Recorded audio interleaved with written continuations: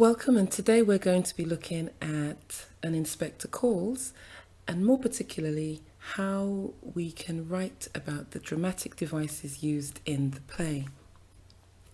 Now, what I'm going to do is take you to the end of the play, towards the end of the play. You may hear me flipping around the pages from time to time, and I'm hoping that won't interfere too much with the clarity of what I'm saying.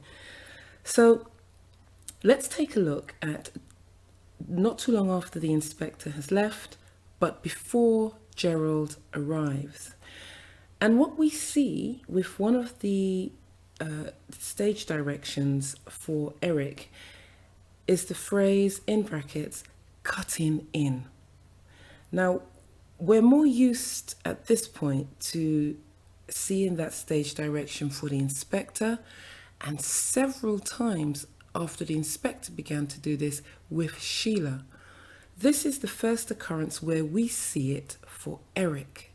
And this is a significant stage direction because Eric cutting in is not only a reversal of the half shy, half assertive description given in the early scene direction at the beginning of the play, but Eric is cutting in with his father, a man who he struggled to, if you like, go head to head with early on in the play.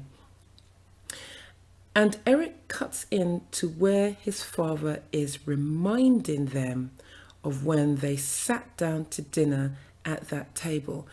And so what he does is stop his father from actually continuing with what he was about to say, because he recognizes, as the audience recognizes, that the gentility of that scene was a fabrication.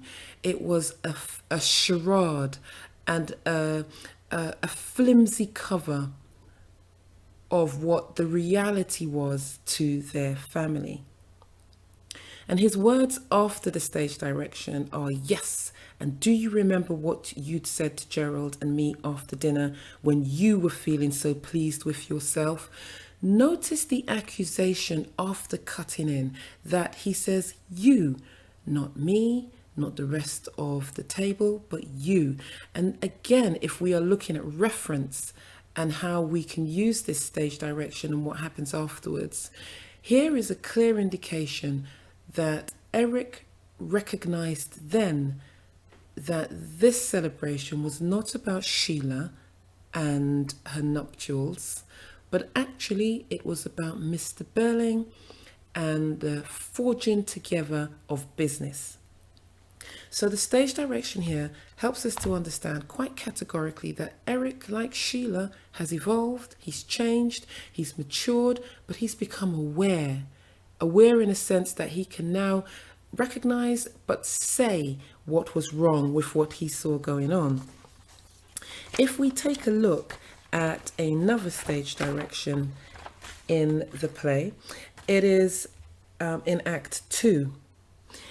And it is at this stage where the inspector has just spoken with Mrs. Burling. And she has been very consciously aware of Sheila's reaction to the inspector. And so her comment prior to the stage direction is, you seem to have made a great impression on this child, Inspector. And he coolly responds with, we often do on the young ones, they're more impressionable. Now the stage direction you need to be aware of is immediately after this. And we can see here that Priestley writes, he and Mrs. Burling look at each other for a moment. Then Mrs. Burling turns to Sheila again. And it is this moment, this pivotal moment in which Mrs. Burling, if you like, has an opportunity to size up the inspector. He, in like fashion, has an opportunity to do the same as well. And Mrs. Burling, after this stage direction, turns to her daughter and says, you're looking tired, dear. I think you ought to go to bed. and forget about this absurd business. Note that this comment to her daughter comes after 1, her sizing up of the inspector, and 2, her recognition in her statement that the inspector has made an impression on her daughter.